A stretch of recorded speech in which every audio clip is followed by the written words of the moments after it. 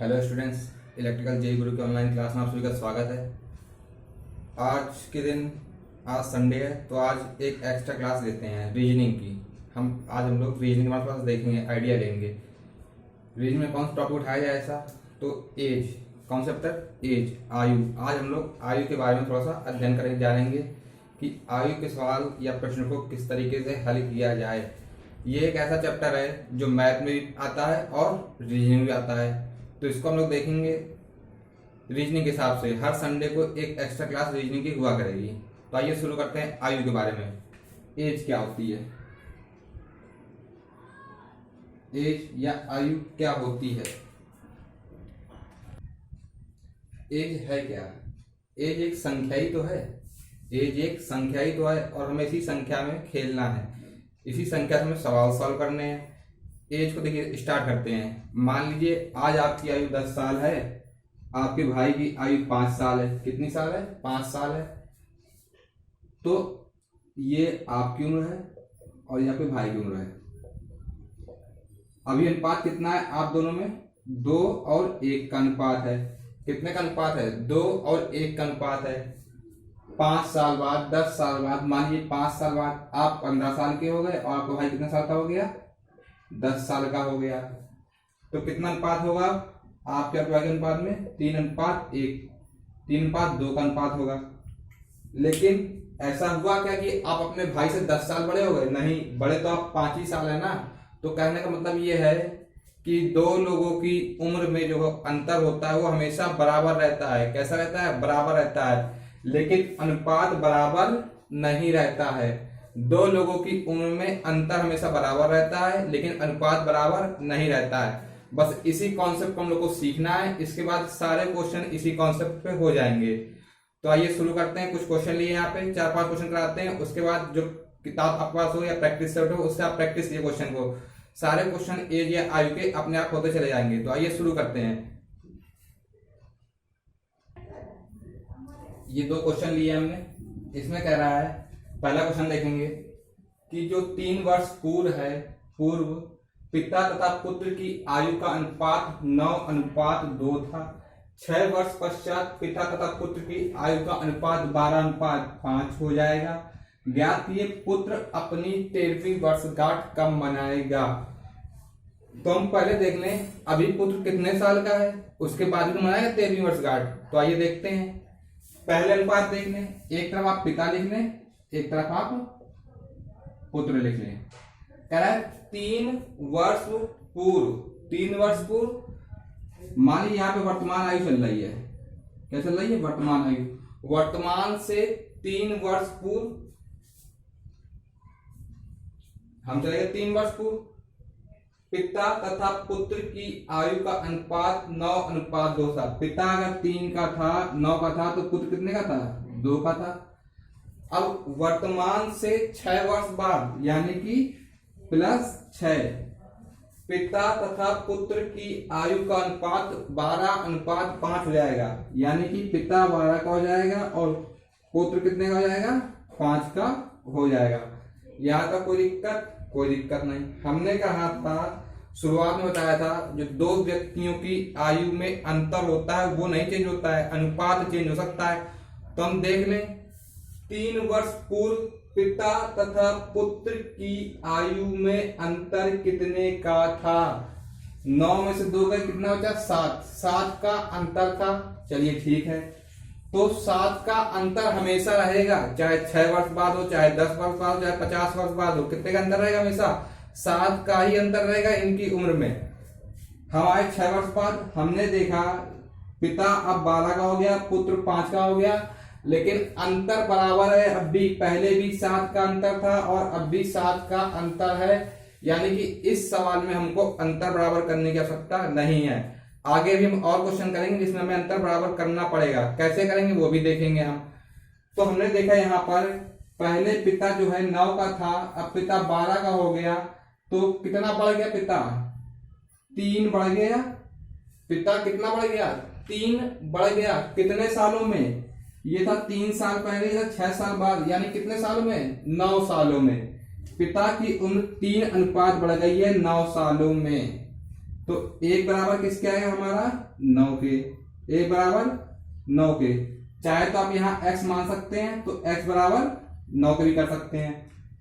तो हमसे पूछा है पुत्र अपनी 13वीं वर्षगांठ कब मनाएगा।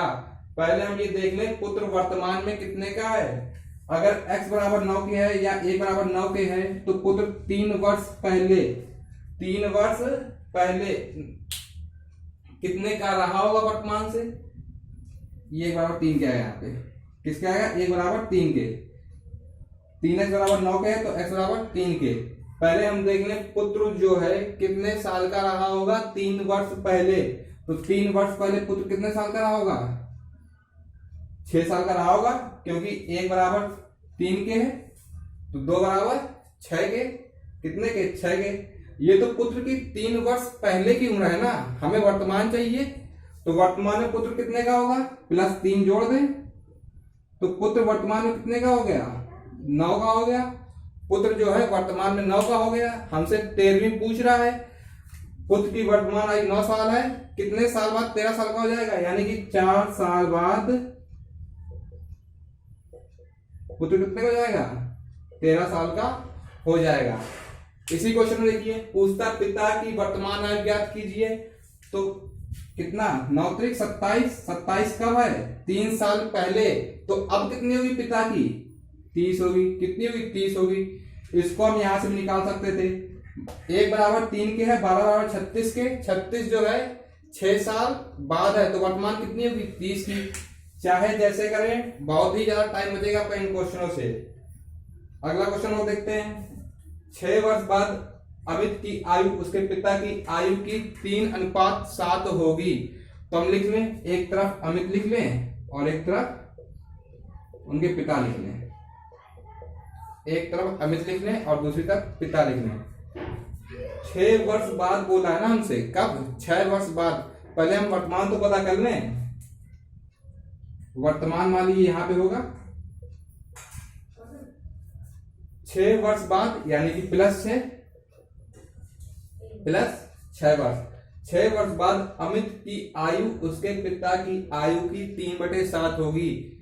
मतलब जो ज्यादा है वो पिता होगा और जो कम होगा वो पुत्र होगा, यानी कि अमित होगा।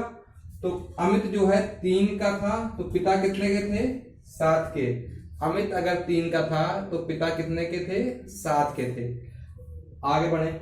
10 वर्ष पूर्व उनकी आयु का अनुपात 1:5 हो। 10 वर्ष पूर्व कब से, वर्तमान से। वर्तमान से 10 वर्ष पूर्व हम यहां पे आ गए। वर्तमान से 10 वर्ष पूर्व हम यहां पे आ गए। उनकी आयु का अनुपात 1:5 हो, यानी कि अमित 1 का रहा हो, पिता कितने के रहे होंगे 5 के रहे होंगे। पिता कितने के रहे होंगे 5 के रहे होंगे। अब देखना है पहले अमित और उनके पिता की उम्र में अंतर कितने का था। 5 में से 1 गया 4। ये अंतर चेंज ना हो बाद में भी, ये अंतर बाद में भी चेंज ना हो। 5 - 1 4 का अंतर था पहले। 7 - 3 पिता से अमित की आयु घटाई। 4 का अंतर अभी भी है और 4 का अंतर पहले भी था। इसका मतलब है हमें इसमें कुछ भी करने की जरूरत नहीं है। हमने देखा चाहे तो अमित की उम्र में अंतर निकाला, चाहे तो पिता की। यहाँ भी 2 का अंतर है, यहाँ भी 2 का अंतर है। 2 का अंतर आया कितने का 2 का अंतर आया कितने सालों में आया -10 और ये 6 कितने 6 साल। वर्तमान 10 साल पहले, वर्तमान 6 साल बाद। 2 का अंतर आया 16 सालों में, यानी कि 2 बराबर 16 के है तो 1 बराबर 8 के। 1 बराबर 8 के। 2 बराबर 16 के है तो 1 बराबर 8 के हमारा होगा। अब हमसे कुछ भी पूछे हम आराम से निकाल सकते हैं। अमित के पिता की वर्तमान आयु कितनी है, चाहे तो यहां रख दें, चाहे तो यहां रख दें। 1 बराबर 8 के है तो 5 बराबर 40 के। 5 बराबर 40 के। लेकिन ये कब की है 10 साल पहले की है। हमसे पूछा कब की है वर्तमान की। तो अब कितने हो जाएंगे +10। हम आ गए वर्तमान में कितने को हो गए 50 साल के हो गए अमित के पिताजी। अगर अमित की पूछता 1 बराबर 8 के है, कब की है 10 साल पहले की, वर्तमान में कितने हो गए 18 के हो गए। कितने को गए अमित? 18 के हो गए। तो इस तरह हमने 2 क्वेश्चन देखे। अभी हम 1-2 क्वेश्चन और प्रैक्टिस करते हैं तो ये आपका पक्का हो जाएगा। अभी इनमें अंतर बराबर था, लेकिन अभी क्वेश्चन ऐसे आएंगे कि हमें अंतर बराबर करना पड़ेगा। तो उसके लिए हम लोग क्या करेंगे, उसके लिए हम आगे सवाल देखते हैं 1-2 क्वेश्चन और।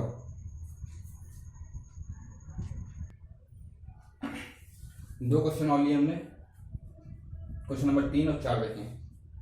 एक व्यक्ति तथा उसके पुत्र की वर्तमान आयु 4:1 का अनुपात है। कितने का? 4:1 का।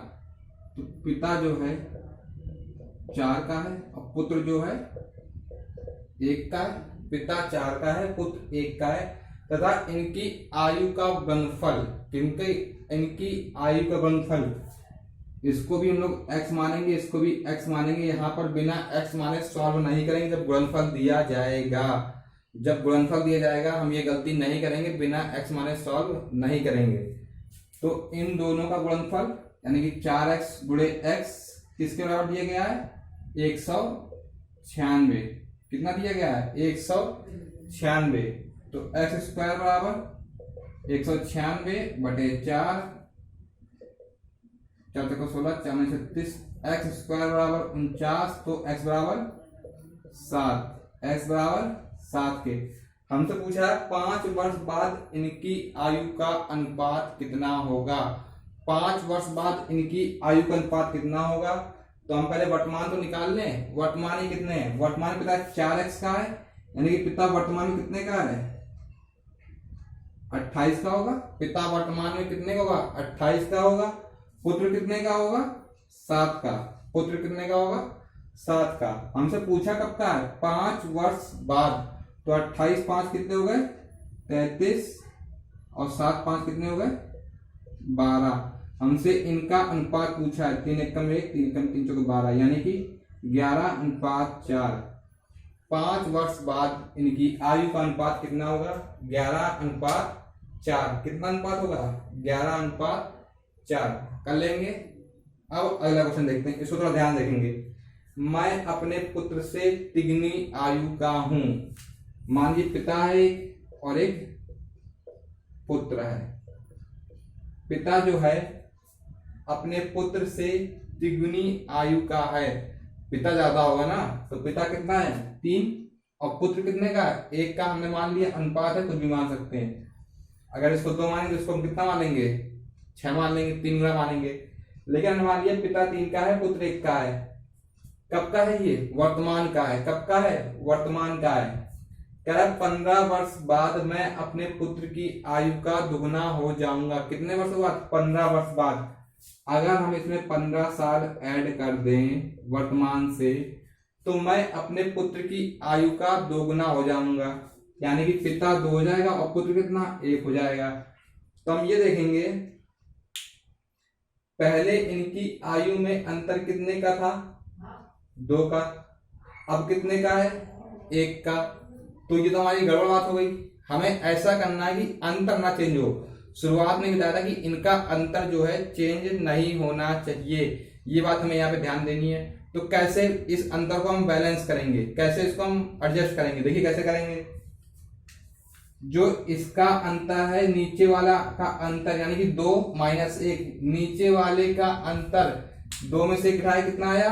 1। 1 का हम लोग गुणा कर देंगे ऊपर वाले में, पिता और पुत्र। 1 का हम गुणा करेंगे ऊपर वाले में, यानी कि 3 1। ऊपर वाले का जो अंतर है, ऊपर वाला कितना अंतर है? 3 और 1, कितने का अंतर है? 3 1 का अंतर कितना आया? 2। तो 2 का हम गुणा करेंगे नीचे वाले में। कहा करेंगे? नीचे वाले में।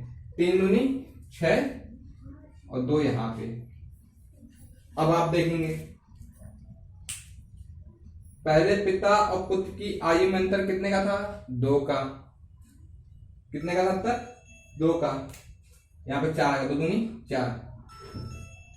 पहले पिता और पुत्र की आयु में अंतर 2 का था, अब भी कितने का है?